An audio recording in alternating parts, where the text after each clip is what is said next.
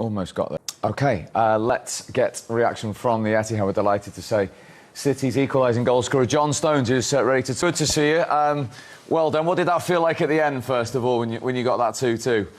Yeah, special one for me. Don't get too many moments where you have a vital contribution into a game, and to score like that against one of our biggest rivals over the past few years is really pleasing for me, and I suppose for the guys that played the majority of the game incredibly well, emotionally tough and physically as well against Arsenal's low block. To come up with a goal like that is pleasing for me. Your last one at the Etihad was 17 months ago against Arsenal. You only do big games, big goals, it seems. I'm trying to get in the right areas. No, the manager said to me when I came on to stay close to early and get more crosses in the box. When the boys took that quick corner and it came in there, I tried to stay within the width of the goal and see if any knockdowns. Luckily it did. Didn't get the best contact on it, but I think those are the ones that go in sometimes, definitely did today, and pleased to be on the score sheet. Yeah, a vital goal. Now, Joe Hart was watching that with us in the studio, John, and before I let him speak to you, I want to play you Joe's reaction when you scored. Have a look at this. I'm excited now. Get in. What? It was always going to happen. I told you. There's our Go on, Johnny. Johnny Stone. Johnny. Oh, I love it, Harty. John boy, congratulations, man. What a moment. Thank you, mate. Buzzing, but we were just discussing, I'm an act grown up here, even though I never do around you. We were just discussing about the game plan against the low block. Obviously, Mikel made it very clear that it was going to be a packed defence. They were never going to try and counter you. What was the instruction from the side? You said coming on there, you were potentially going to have to stand next to Haaland, more crosses into the box, but it looked like the boys were never panicked, and you felt like there was always going to be a way, right the way up until that moment, taking the short corner, for example. Yeah, no, as I said, the manager told me to go on, play in front of Erling, as I suppose if you want to look at it on the pitch as a number 10, try and get more crosses, and as you said, emotionally, I felt we dealt with it really well. A lot of changes in the game, a lot of stoppages, which we know over the past few years Arsenal have brought into the game and make it difficult, stop the flow. And obviously the sending off is a big thing as well, when they go even deeper on the edge of the box. But as you said, emotionally to stick with it and not lose your heads and get frustrated with shooting from outside the box, being more patient around that and making it. They made it difficult for us. Obviously, it's never easy to find the spaces when they've got a back six with a few in front. We had to change it up and try and get more crosses in. And luckily the quick corner from, I think it was Jack, and I'm not sure who else, paid off. And they're the fine margins, I think, in these games, and obviously another decisive moment, if you want to call it, from their first goal with the referee and walks. Not exactly sure what the referee said to him, but I know that he called him over to speak to him, but then didn't allow him to get back into position. It could have been really costly if I'd be stood here talking without a point. Absolutely, and what it has done, 48 games now unbeaten at the Etihad where you're standing. I mean, it's some fortress you've got there now, John, to get something from the game today. Yeah, I think, as Joe said there, with the emotions and our mentality, how we control that and how we have, a positive mindset and a belief that we can always get something out of a game. I think we proved that here a few years ago when we scored 3 in 10 minutes to win the league or something like that. It's never over until that final whistle, and I think everyone played their part today and contributed. And if we can keep going like that here at home, I'm sure we'll have a great chance again this season. Well, you certainly contributed. Joe's just off to work on his singing, so thanks very much indeed for joining us, John. Well done today. Thank you. Oh, mate. Almost got this. It was some afternoon that, with your team desperately needing it, you must have been delighted to ride to the rescue. Yeah, no, it was. I obviously frustrated that you don't get to play in these or start in these big games. And before the game, I tried to channel it and have a positive attitude for if needed and come on. And I think over the years we've learned as a team to stick together no matter who's playing, and to always be ready. I know the manager emphasises that. I'm sure you've heard before. And I came on and tried to be inside the box for more crosses, and one dropped to me, and then put it in the back of the net, thankfully. It's interesting for you to say that you were in there to sort of get on the end of a cross. I presumed you were brought on to bring a bit of calmness and for that final pass, but it seems not. No, he wanted me to play closer to Erling, to higher up in the pitch, to get more crosses in, hopefully try and win a few aerial duels. Has he ever said that to you before, get closer to Erling? Not really. It's so interchangeable though, everyone plays in pockets, so fluid in movements and recognising if someone's not in their position to occupy it. But I tried to go on there, get in the right areas, and it fell for me luckily, and I'm really pleased to score a goal like that.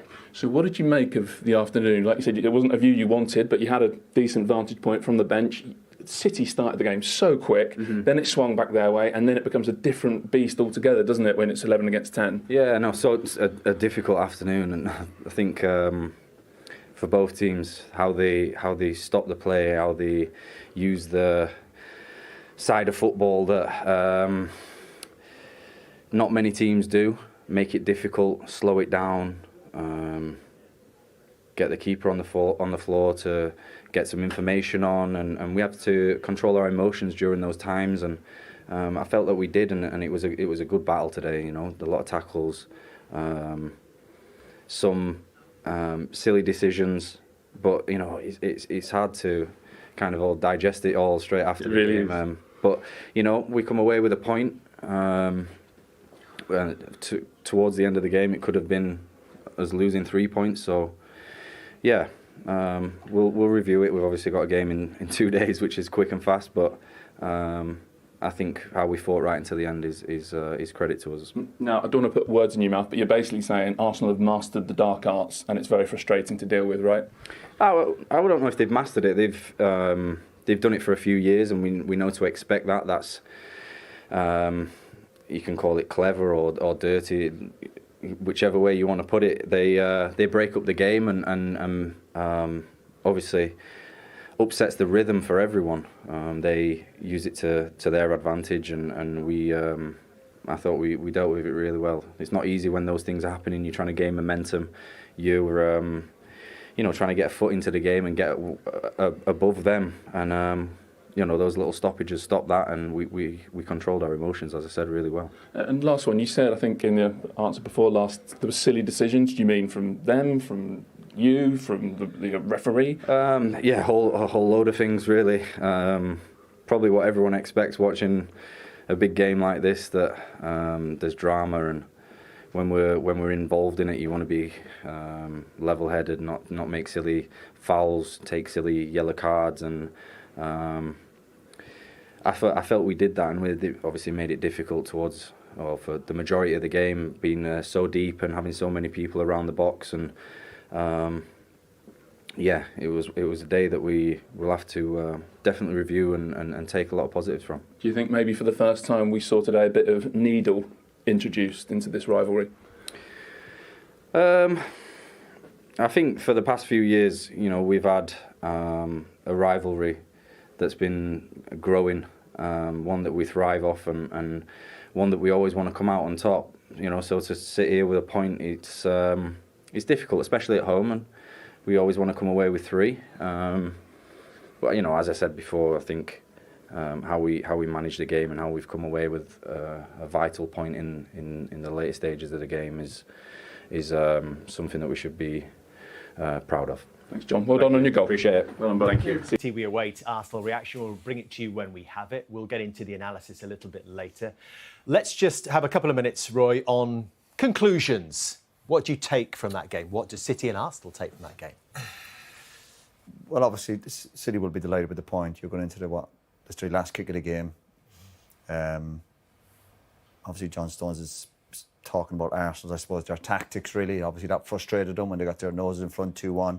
A lot of time wasting. And ultimately, it's cost them. You know, I think obviously Arsenal can be smart with that, of course, but I think they probably overdone it today. And ultimately, it backfired at the end. There was obviously 7 or 8 minutes gone on at the end. City's lack of quality surprised me in the second half for all their possession. Obviously, the stats there are amazing, but the lack of movement, lack of runs, lack of quality, really. But they kept going. But I think even with Arsenal with 10 men, I know they give them credit for sitting in and defending, they still needed to do a little bit more in possession. Because ultimately, they were always, OK, it came on late, the goal. But you always felt it was going to come. Do you know what I mean? You just need to do a bit more. You're talking about Arsenal Football Club trying to win the league titles. They done as well against Brighton a few weeks ago. The last 10 or 15 minutes, they were almost time wasting, settling for a draw. I just wanted to see another side to Arsenal, and I didn't quite see it today.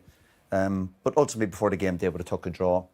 And both teams, I suppose, will be satisfied with that. How hard is it when down to 10 men in midfield areas? Because I think subconsciously, as a centre-half or a full-back, you just want everyone in solid. So when you get the ball, what are you looking for within... Do you know what, Mike? Listen, obviously it's difficult against Man City. It's difficult when you have 11 players, but you don't understand. I just think you just need a couple of more passes or players to win a free kick, get you a little bit up the pitch. Because again, the stats there, that pressure, and ultimately it wasn't really lack of quality that cost them. It was just the pressure was building, a quick corner at the end, a short corner.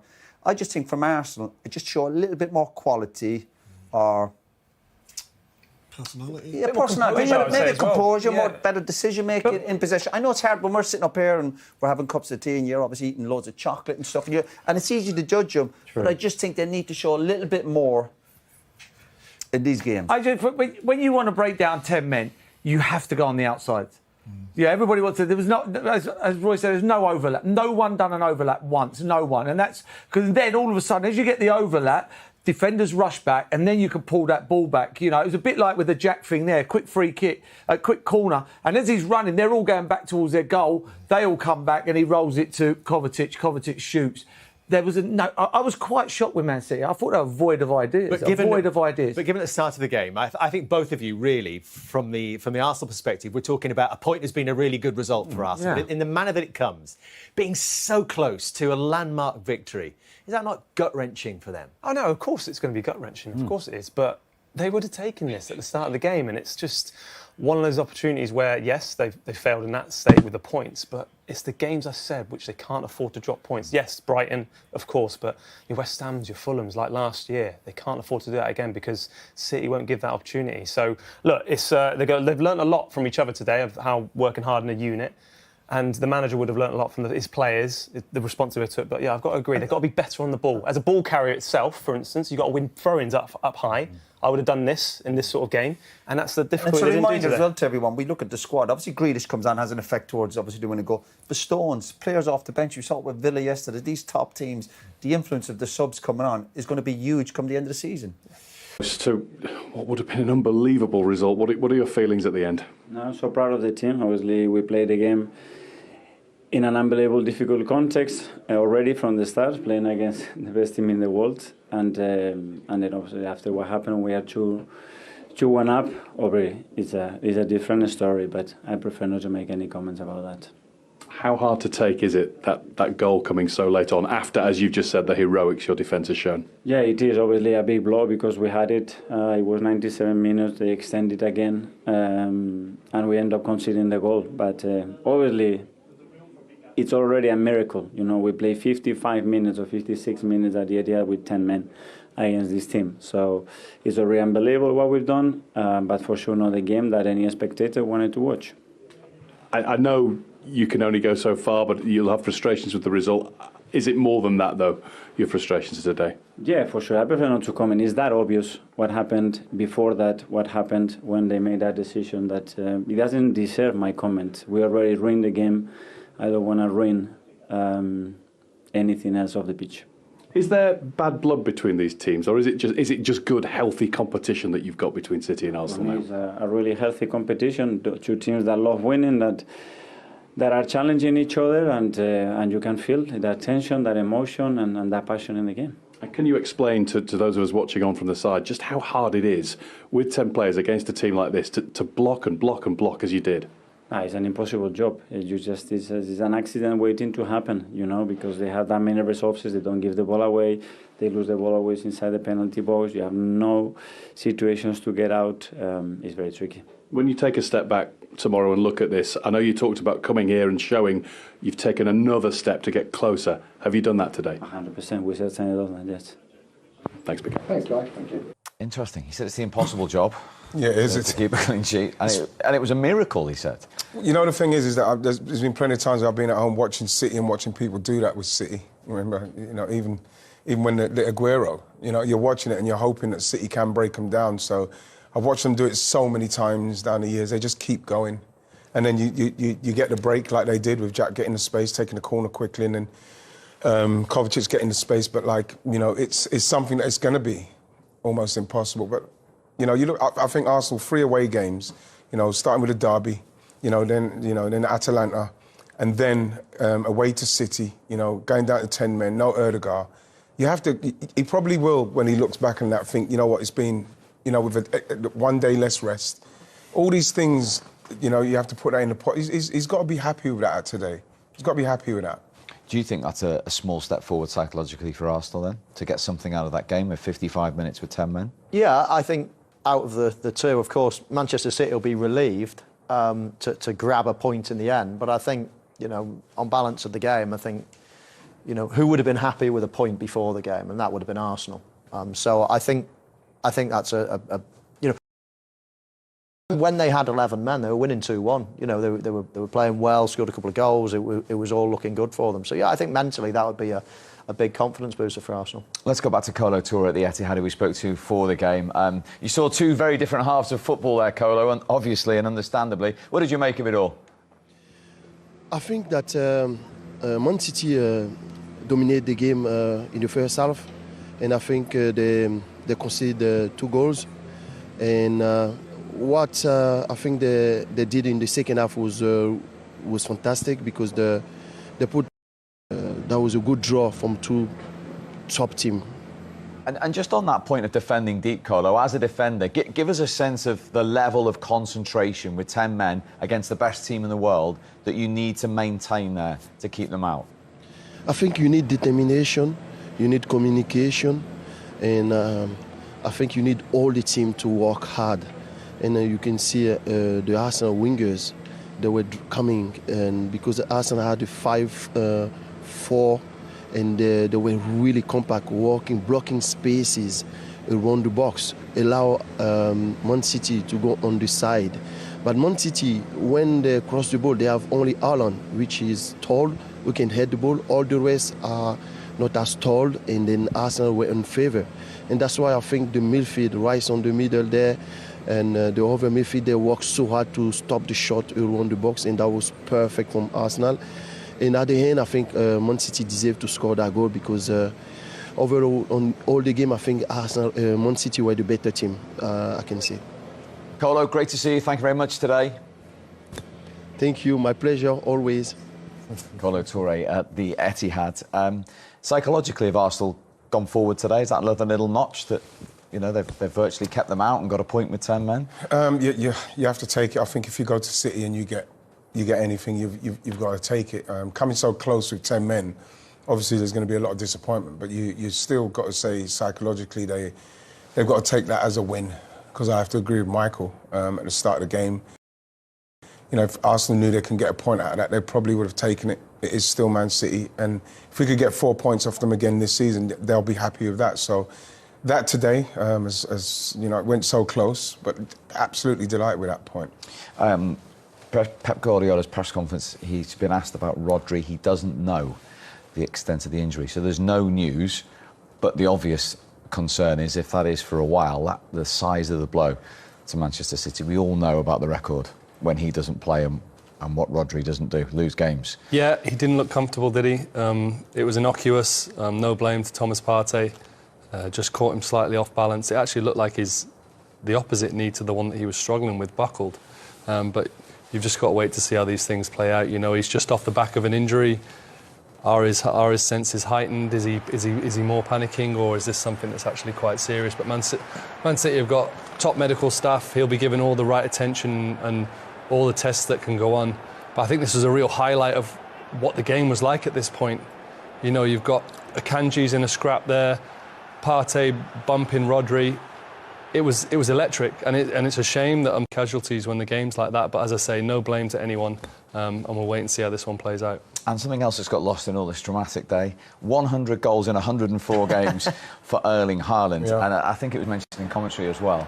Sergio Aguero took 158 games to get to 100, and we thought that was a magnificent feat. I mean, you strikers, you're all about numbers. I mean, they're just off the charts, those kind of numbers, aren't they? It is incredible, yeah. I mean, he's playing for the best team that create the best chances, blah, blah, blah. Of course, you know, he's got all that. But to score those goals, I mean, it is quite amazing. He's an absolute goal machine. He's turned up at the best team at the best time of his life. He's almost, been at other clubs and honed his talent and practiced his trade, and all of a sudden he's come to the best league in the world, in the best team in the world, arguably, and, he gets given chances and he's the right man to finish them off. So it's just the perfect storm, the perfect storm, the perfect timing.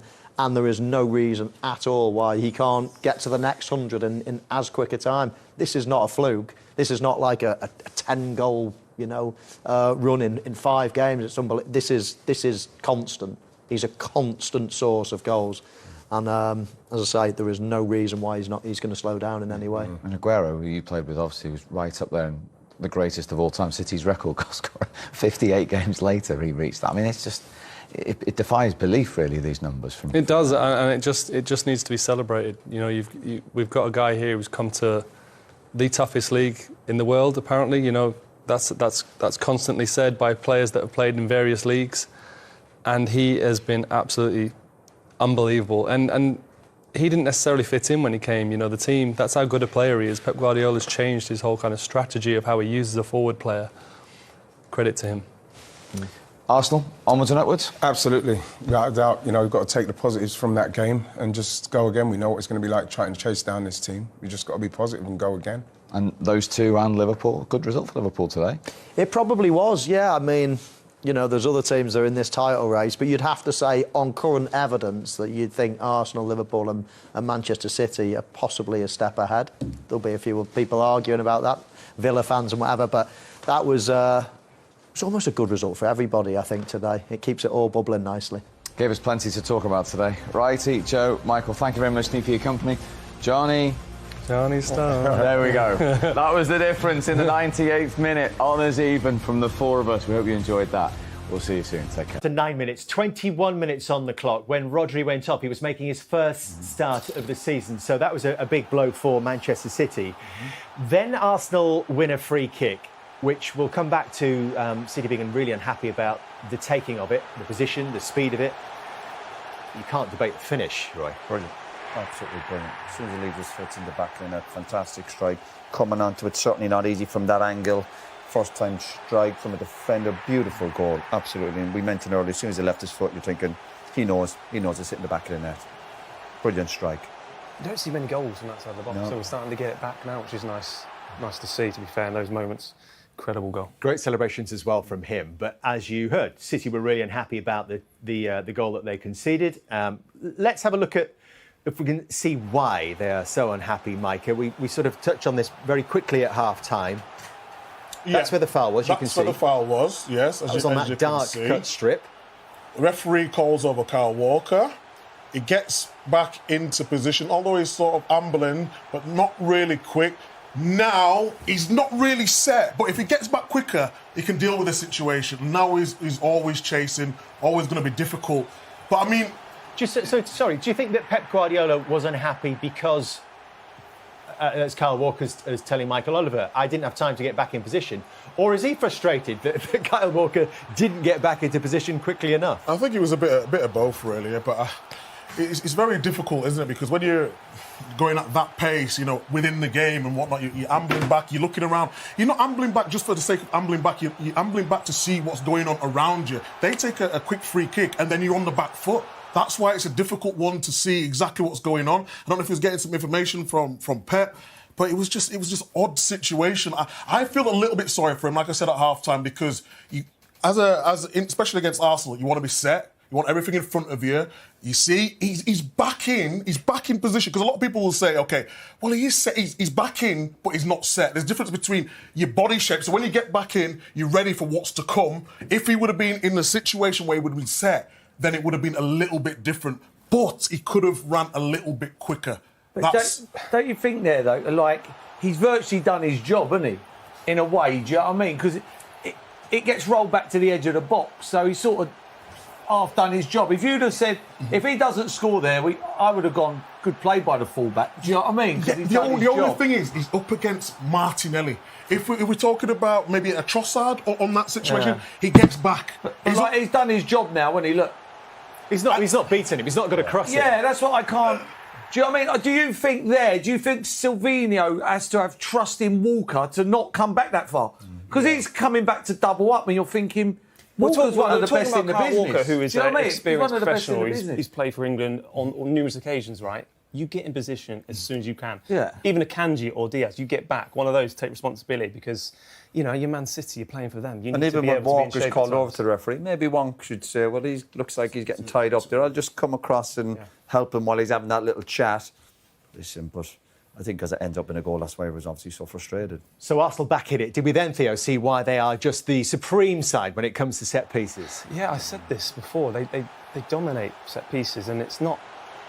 You know, it's a given now. It seems to be. We fancied him to score here, didn't we? We did. Again, it was the warning signs, which have been numerous occasions throughout the whole season. But again, they work on it every day. And again, he's isolating Kyle Walker, trying to put him off. As you said at half-time, they make that switch. It was Doku trying to block him. Then it was Kyle Walker, who fared no better. But he's always going to win this header because he's got to run on people. He's got. Listen, I'm not sure what Walker's doing there, but I think the goalkeeper's got to do more. I think the goalkeeper's got to dominate that area. But Arsenal's so smart in the the way they put players in positions. Look, but how can he get knocked over? Why isn't he knocking people over? The goalkeeper's... I agree. He got a warning 3 or 4 minutes earlier. So the goalkeeper, you always see goalkeepers chatting with the goalkeeper. That's your area. So somebody comes into your area, be ready. I've always said, goalkeeper coach I work with years ago, come with violence. So you're saying to your keeper to take a different sort of starting position? Just step back. I'll be on your toes. I look at people and say, if you come anywhere near me, hey, I'm taking the ball and I'm taking you with me. So let them at least have a little bit of hesitation. Because it happened twice. He's always going back to it instead of coming back and going, I'm ready. He's not even bouncing. He doesn't even look aggressive. So if people are coming near him, he should be grabbing them. He should be almost stepping on their toes. He should be almost, not stamping on their toes, but going, do you want to come here near me? I tell you, let's see who wins this battle. Hey, remember, he can use his arms. Come and punch it. We saw how big they were down there, right? They're big guys, yeah. They're big guys. So you need to be able to put someone... If it's easy said than done, Roy, when you see I'm not saying it's easy. I'm not saying but they've got to do something about it. But if the goalkeeper's in there, and he's a top-class goalkeeper, so we're talking about shop stoppers, it's commanding your area. Get people where they're supposed to be. And as I said, it's just about cases of looking at somebody. If there's somebody coming for a ball, you can use your arms. And I know these lads have a run you, but you can use your arms. Come and punch it. Take the guy's head off if you have to. Well, what was really interesting that our analysts have spotted was the setup. Top and bottom is the chance, which Gabriel almost scored from, and the one at the bottom, which they did. It is identical, really, apart from Doku and Walker switching. And just roll it on, and you see how the goalkeeper gets sort of trapped by these bodies, and then at the back post. But they would have done their homework on this. They would have said to the goalkeeper, they're going to try and block you, obviously.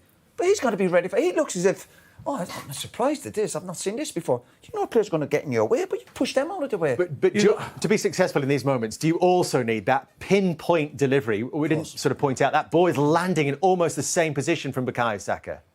Yeah, he does do it, but it's the people that get on the end of it. They can all put the ball in sixpence, every one of them. It's what comes in. You know, he comes up, he wants to win, he's pushing everybody out the way. When you look at that, Haaland's the biggest player on the pitch.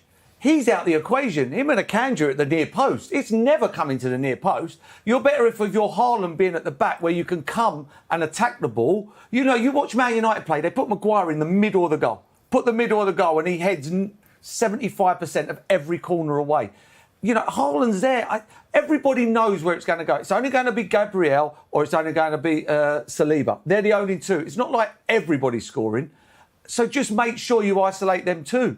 But they're not. You know, Haaland's at the front post. It just goes over his head. He's 6'4", 5". But you're saying that, so Arsenal obviously are attacking it and they're pushing City players out of the way. So why are you letting them push you out of the way? And he's your biggest player, though. But you stop. You're not going to push him. You try and stop the first run, obviously. You try and make him slow down his run. But this is the idea going, well, it's just a good ball into the box. You do nothing about it. Well, just give him have a free header every week. Yeah, but it has to be some ball to go over Haaland's head, doesn't it? I mean... Not from there, not where he's not there. Not where Haaland is. No, I'm just thinking of why you would want to put Haaland at the front post. Because that must be the only reason. It's got to be a hell of a ball to get over Haaland. If he goes to the back post, then you're just going to stick it to the front post anyway. Well, not really. It's a bit harder to come. If you're a centre half, you want to be coming and attack it in the middle of the goal or the back. Anything at the near post, centre halves ain't going to get in front of another centre half and glance it in the far corner. They're just not. That's not their game. They want to come up and bang. It was a tetchy game. There was a collision right from the kickoff, if you remember, involving Rodri. And then just before half-time, we saw the red card for Trossard. This is the first yellow. Theo, any complaints here from an Arsenal perspective? Not at all. I've done this before in the past when a player's got away from me. I had to put you're them back expecting a yellow card? I'm expecting a yellow card here because players know about this rule. At the start of the season, they always have this. You pull a shirt, you're always in danger of getting a yellow card. It's now when you have an experienced player like Trossard, and what's happened at the start of the season with Declan Rice is this incident here. The whistle does clearly go before, and I think maybe Trossard, if I'm playing devil's advocate here, he's noticed that Martinelli is exposing, I think, Kyle Walker, and there's a lot of space, but look... That could be yellow in the barge into him, couldn't it? But you know what happens? We're in here and people say, we'll probably have to listen to it all week. People say, let me see it again. What do you need to see again? We played again. So what's your instinct then, looking at that? No, well, I'm just saying, if you're on a yellow card, I've said it before, and listen, unfortunately, I had a few reds. And if I was on it, you try not to give a referee a chance to give you another yellow. Yeah. He's given the perfect opportunity to say, well, obviously you barged into somebody, and he has kicked the ball away. It's not even a debate. You don't need to watch it 30 times. He's wrong. It's a second yellow, and it's the height of stupidity. You got any defence? No, because Trossard's a good footballer. He's got a good brain. If that was in real time and that was a game, he side foots that ball out to Martinelli. He doesn't just kick it with his laces. He literally side foots that out to him. So you think that he knows what he's doing? You think that this is the fair cop, that they've had 2 red cards already this season for delaying the restart, Arsenal? Yeah, in 5 games. He's heard the whistle and he's kicked it. He knows what he's doing. He knows what he's doing. So does there need to be then a message from the manager now? Look, it reminds me of the incident from Van Persie, at Barcelona, the Nou Camp when he kicked it. Van Persie's quality, he knows, he shouldn't have done that. He knew what he was doing. I got to agree, Trossard knows what he's doing. He needs to be careful. I don't feel like it would have stopped the quick free kick. Of course, Bernardo Silva's down on the floor, but you need to learn your lesson, and I think hopefully now they're going to learn it. But they're frustrated about the one, obviously, previously with Doku as well. That was the problem that they had. I just think, what do you think? Where's the game going? I mean, it's common sense. Yeah, he's kicked it. I agree. He's kicked the ball away. Yeah. It's a sloppy yellow card. It spoilt the game because the first half was brilliant. Second half, whose fault is that? Well, obviously it's his fault. But I mean, in a big game like this, you just want a little bit of common sense, don't you? Because if you look at the Doku one, Doku kicks the ball away, and he doesn't get anything for that. So we're talking about consistency. Again, we're looking at him and saying, well, how come he's getting a yellow card? That's different. I don't think that's the same. OK, well, what about the Rice one? The Rice one a couple of weeks ago. Well, let's talk about the one from today instead, the Doku one. Doku's obviously claiming and if you look with the referee, when he stops at the referee... Right, well... But look where the referee's pointing, right? But wait a second, the referee's pointing... There. The free kick's back there. I know, it's only a few yards. But he's not kicked... So... He's only knocked it back, he's not booted down the pitch. Well, that's what I'm trying to say, common sense. Declan Rice only booted the ball 2 yards the other day. Literally 2 yards away. Yeah, I don't think how far you kick it. No matter how far. I mean, he knows what he's doing. If you're delaying it, are you? No matter how far you're kicking it. I don't know, you tell me. We are telling you. Yeah. Look, I think the referee, like you say, he's clearly pointed. It's not for me. Fair comment. Mike has said the red cards spoilt the game in the second half. It was certainly one-way traffic, and it was an interesting Arsenal approach. And this is sort of what it became, this sort of chess match of City with the ball, knocking it round on the edge of Arsenal's box and them trying to snuff out any chances.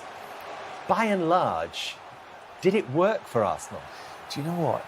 It did, because I felt like Man City just got a little bit bored, to be honest. And when you're shooting from this distance, you ask some players like Kyle Walker, who has had maybe one in a few years, but look, he's shooting consistently from outside the box. Diaz, with the amount of touches as well, again, asking people to shoot outside the box. Arsenal will happily do this all day. Of course they will. So they did their job, but like Meeks was saying there, they switched off right at the end where it mattered. But look, they limited City to scraps, and as well, it was quite the lack of movement was unbelievable. Yes. We were all sitting there watching them. We couldn't believe it, because obviously we all know how brilliant Man City are. They're passing, they're probing, they're challenging in different ways, but they weren't so predictable. I couldn't believe it. The question, I suppose, that they were raising in commentary, Jamie and Gary, was who are the influential players of City on the edge of the box? And actually, the most 3 touches, Walker and Akanji. Walker actually had 4 shots from outside the box. Diaz had 4 shots from outside the box. I suppose that, from an Arsenal point of view, that's great. That's what you want, isn't it? Well, this is what I'm trying to say. I mean, when we talk about defending and organisation, yeah, whether you agree Saliba and Gabriel had good games or not, it's the fact that there was organising. You see, when the ball was going up, they was going up together. They've got help from the midfielders in front. Partey and Rice did really well. Timber, I thought, was outstanding today as well. But they're forcing the ball. Why? You cross the ball into the box, we'll deal with it. That's the whole point. When you're doing drills in training, okay, where can you be hurt? In the middle of the goal. Arsenal did it perfectly. Just usher it, okay, you deal with it. Crossing coming, you can shoot from 30, 40 yards. We've done our job. If you switch off for a split of a second, you know you get punished. And that's why I think, not just the centre-half as well, I think in the second half for Arsenal, it was a really good defensive performance. Yes, in the last minute, you know. But Man City deal with that most weeks, where teams are obviously sit in. Not as deep and probably in as smart as Arsenal. And they were forcing it wide. But what Man City are usually good at, I know you want us to force us wide, but we're smart enough we'll go where we want to go. That's why you've mentioned they're one of the best teams ever. Mm-hmm. They'll dictate to you what they're going to do. But it was the Arsenal, to be fair to them, who had that set up. And we're on about they just had people behind the ball and the right positions, and they were forcing them wide. But the surprising bit was for us, when they're forcing them wide, you're going, well, that's where you need overlaps or underlaps or third man runs. They were just so predictable. But they did have the quality from the bench in Grealish and Stones. Yeah. Well, this is why they win the league every year, because their substitutions, their squad's unbelievable. It's the way Jack does it. He does it so quick. And this is what I was saying. Then he goes and attacks. So all the defenders drop back, and then when they drop back, Kovacic just stands on the edge of the box. You watch. He gets it now. Now they're all going back. They're going backwards, and then. You know, they never had that once in the whole of the second half, where if they had an overlap, they would have got that, because then the fullback. But he even nearly saves us the goal. He's not even looking. Yeah. Look, he puts his leg up. I mean, he got cramped here. I think. Yeah, cramped. Time wasted. We would have been sitting here saying it's one of the best 45-minute defensive performances you'll see in the Premier League. You know, you're talking about one of the greatest teams of all time, not even look like really scoring.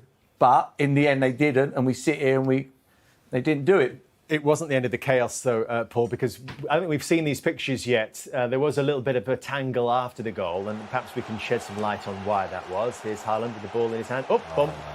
No. Oh. No, that's not good. It goes at Gabriel's head, who's obviously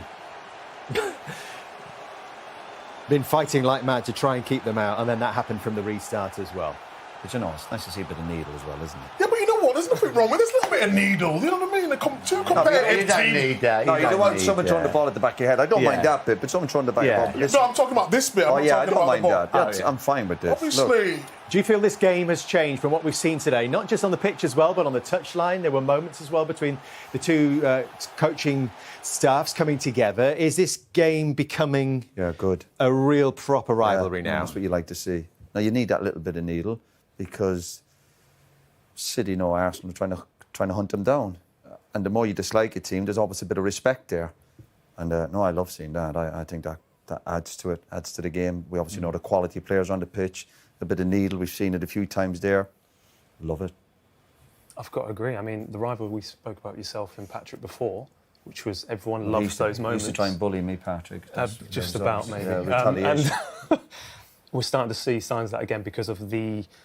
I mean, there was a little bit of frustration maybe in some of the players as well, and hunger and determination, and just the pride they want to do for the fans as well, because they've come out here in this rain and they've literally not stopped singing and support their team for 10 men. So, I mean, point is, I'm pleased with a point, put it that way. Any criticism for Erling Haaland in those moments?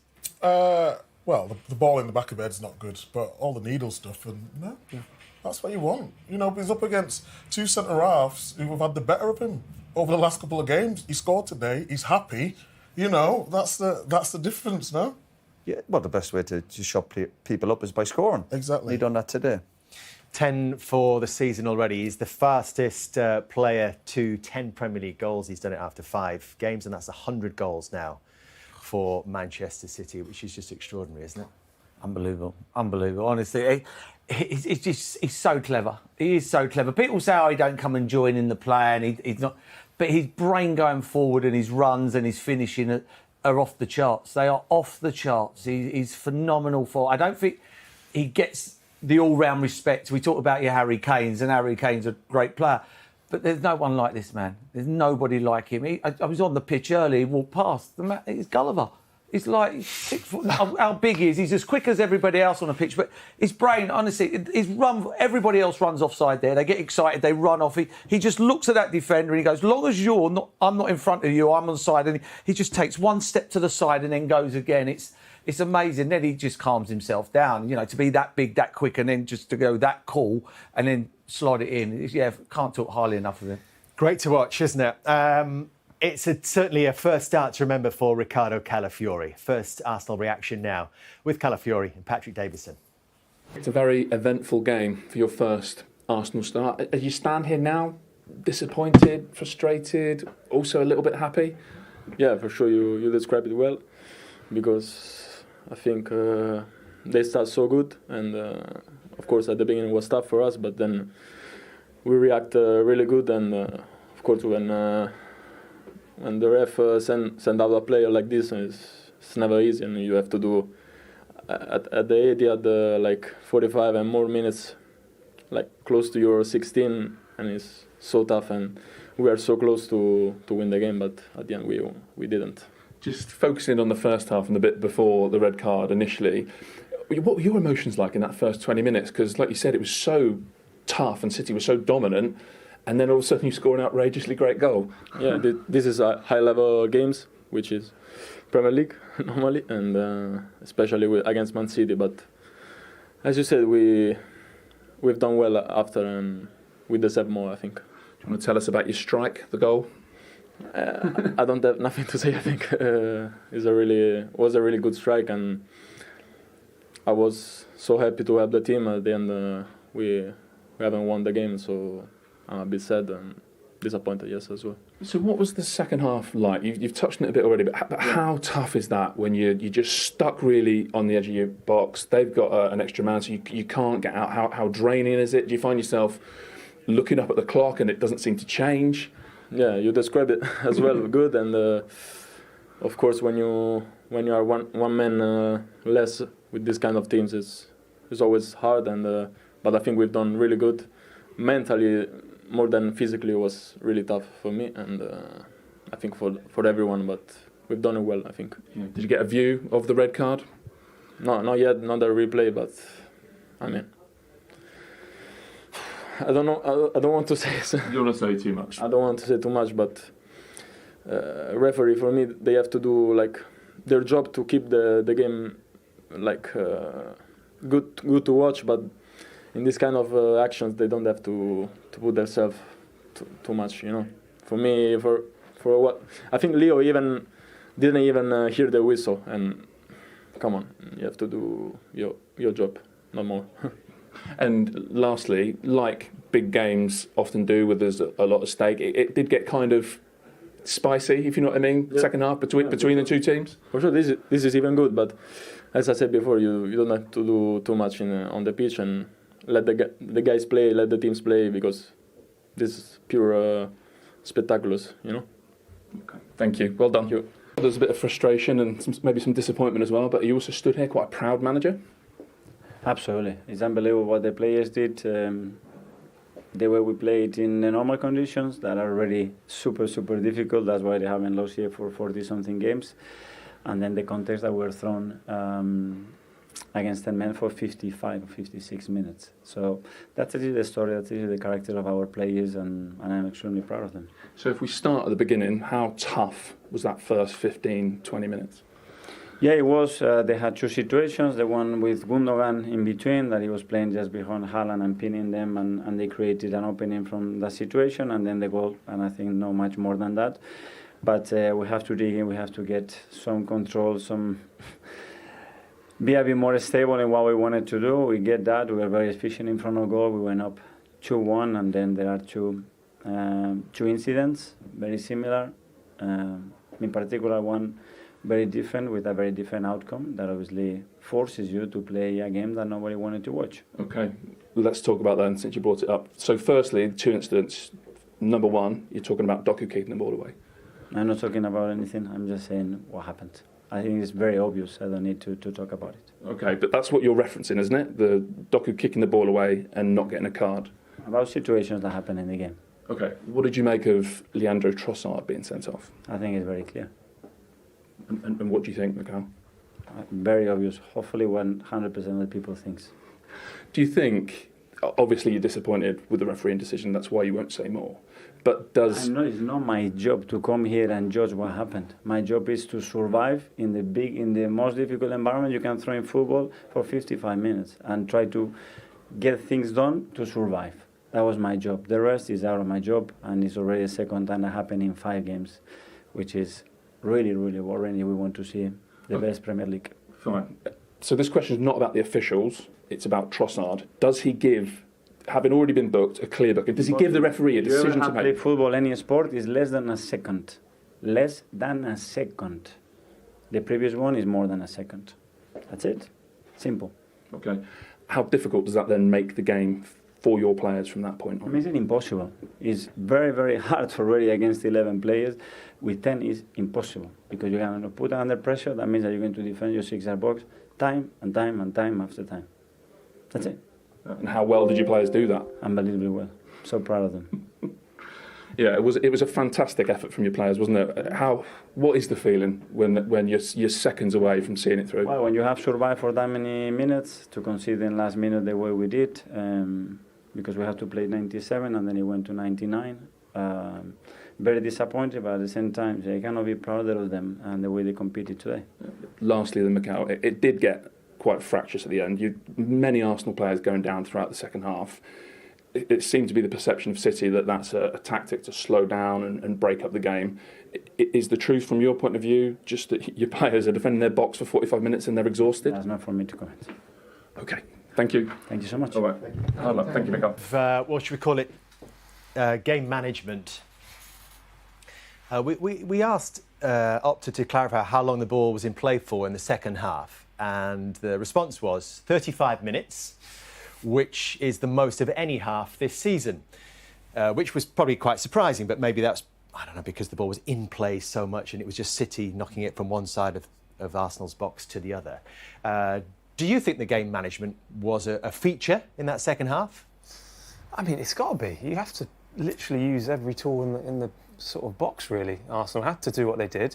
Like I said, the issue was switching off. There were signs of it with the short corners that Man City were taking. They wanted to get the ball into play as soon as possible, not to give Arsenal breathing space.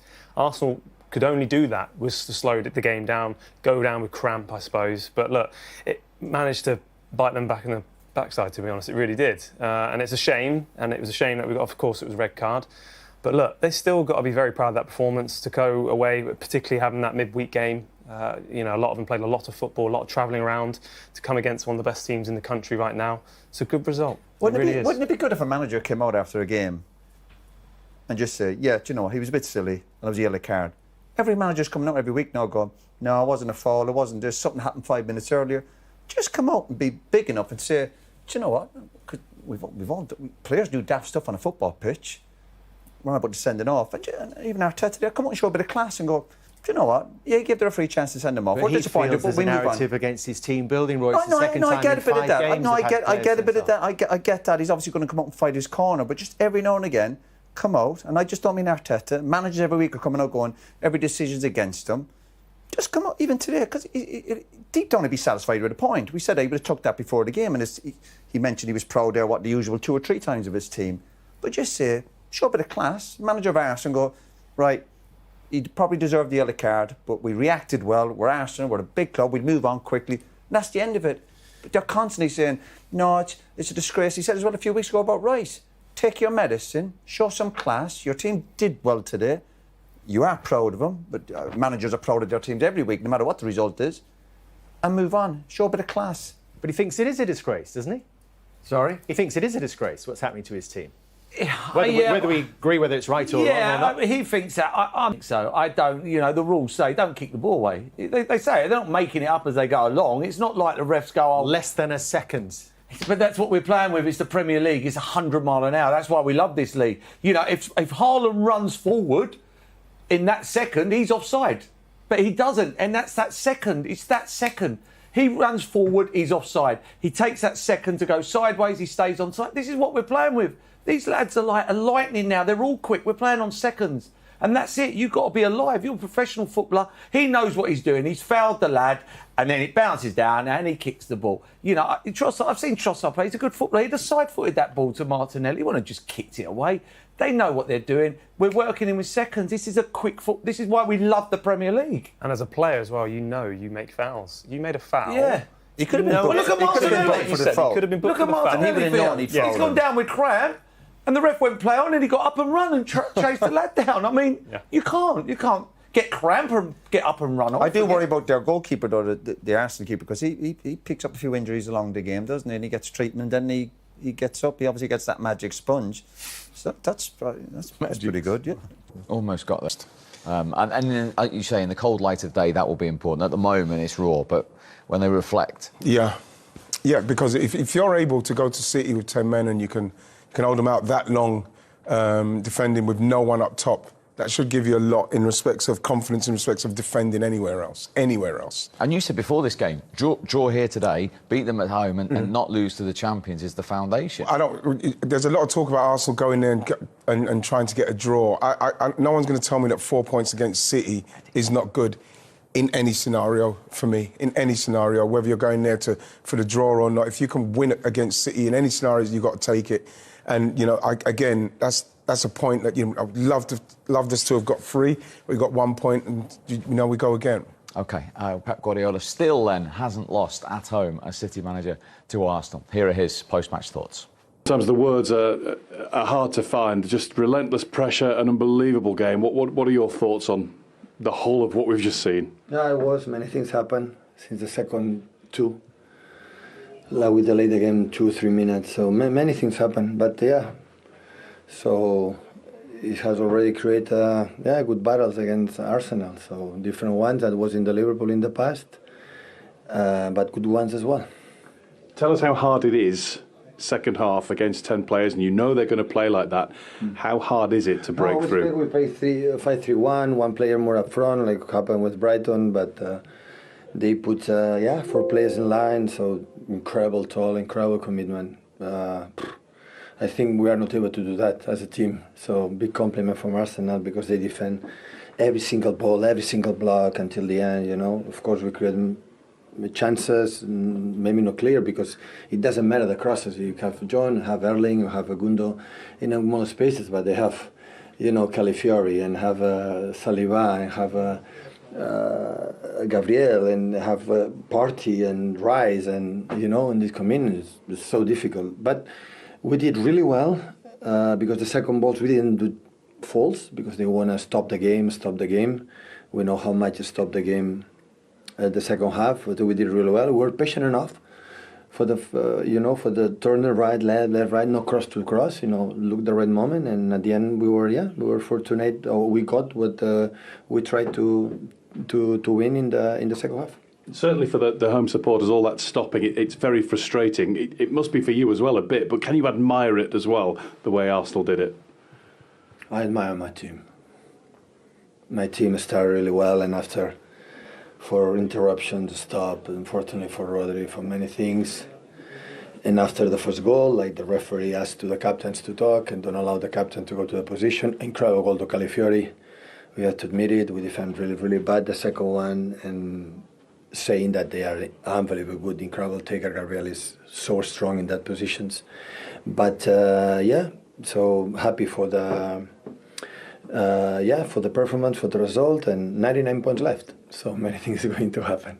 Thanks, Pep. You're very welcome. He alluded to what you spotted there on the equalising goal there, that the referee asked the two captains across, which we went through at half-time. That's what we thought Pep Guardiola wasn't happy about at the time. Yeah, I don't think he was. I don't think he did. I don't think he noticed that, and I think he was just frustrated in the moment and was frustrated at Kyle. But you know, hindsight's a wonderful thing, and we were able to see it from. It took us a while to work out what's everyone so unhappy about. But yeah, it seems like an age ago, doesn't it? But that was so much happened in that game. It was such an important moment. It was so important, but it probably won't even get a sniff in the highlights. But here we go again, trying to take control, like we say. The first half was so frantic, so much going on, some really tetchy fouls, shoulder barges, and Michael Oliver felt like he needed to get the captains together. Not a problem. That happens regularly in Premier League games. Get control of this. Everybody take a breath. But ultimately, he's dragged Kyle Walker out of position. Martinelli stood there exactly where Kyle Walker would be, facing him up. Dealt with it, probably diffused the situation in fairness and done what he needed to do, but there he needs to be stronger with Partey and just say, you need to wait. You need to wait. Kyle's a few little things going on, everybody's sorting. Really clever from Partey, really clever.